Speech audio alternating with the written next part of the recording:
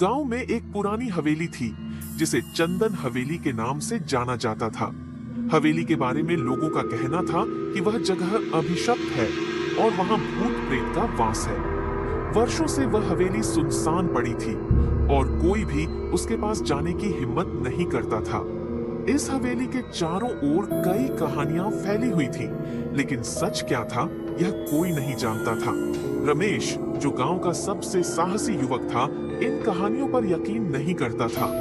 उसे हमेशा से ही ऐसी कहानियों में रुचि थी और उसने कई बार अपने दोस्तों से कहा था कि वह इन भूत प्रेत की कहानियों की सच्चाई जानना चाहता है। उसके दोस्तों ने उसे कई बार समझाया कि वह ऐसी खतरनाक जगह पर न जाए, लेकिन रमेश ने तय कर लिया था कि वह चंदन हवेली की सच्चाई जानकर रहेगा। एक दिन पूर्णिमा की रात को जब चांदनी पूरे गांव को रोशन कर रही थी, रमेश ने हवेली जाने का निर्णय लिया। वह अकेले ही हवेली की ओर चल पड़ा। हवेली के पास पहुंचते ही उसे अजीब सी ठंड महसूस होने लगी। हवेली के दरवाजे पर पहुंचकर उसने ध्यान दिया कि दरवाजा आहिस्ता से खुद ब खुद खुल गया। वह कुछ पल के लिए हिचकिचाया, लेकिन फिर उसने साहस जुटाया और अंदर चला गया। अंदर का माहौल बहुत ही भयावह था। हवेली के पुराने फर्नीचर पर धूल जमी थी, दीवारों पर जाले लटके हुए थे और फर्श की लकड़ी चीखने लगी थी।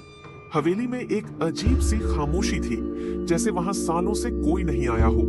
लेकिन उस खामोशी में भी रमेश को ऐसा लग रहा था कि कोई उसे देख रहा है, कोई उसकी हर हरकत पर नजर रख रहा है। रमेश ने हवेली के अंदर आगे बढ़ना शुरू किया। वह धीरे धीरे सीढ़ियों की तरफ बढ़ रहा था। तभी उसे एक कोने से धीमी धीमी सिसकियों की आवाज सुनाई दी। उसका दिल जोर से धड़कने लगा। उसने उस आवाज की दिशा में चलना शुरू किया। जैसे ही वह आवाज के पास पहुंचा, उसने देखा कि एक औरत सफेद साड़ी में बैठी है। उसके बाल बिखरे हुए हैं और वह रो रही है। रमेश ने उससे पूछा, तुम कौन हो? लेकिन औरत ने कोई जवाब नहीं दिया। वह सिर्फ रोती रही। अचानक उसने सिर उठाया और रमेश की ओर देखा। उसकी आंखें खून जैसी लाल थीं और चेहरे पर एक भयानक मुस्कान थी। रमेश के शरीर में एक सिहरन दौड़ गई।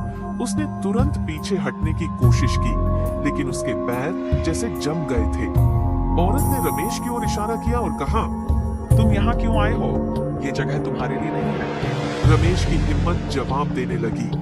उसे लगा कि उसकी जिंदगी का अंत आ गया है, लेकिन तभी एक जोरदार आवाज के साथ हवेली की खिड़कियां और दरवाजे खुद ब खुद खुल गए।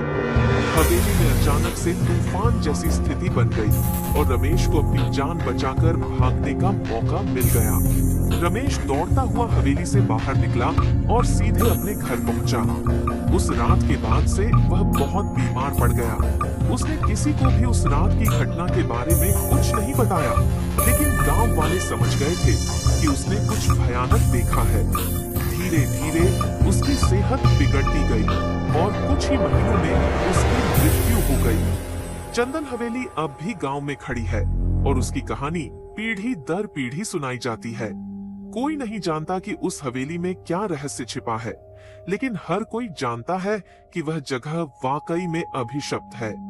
रमेश की मौत के बाद गांव वालों ने तय कर लिया कि वे उस हवेली के पास कभी नहीं जाएंगे, क्योंकि कुछ रहस्य ऐसे होते हैं जिन्हें अनकहा ही छोड़ देना बेहतर होता है।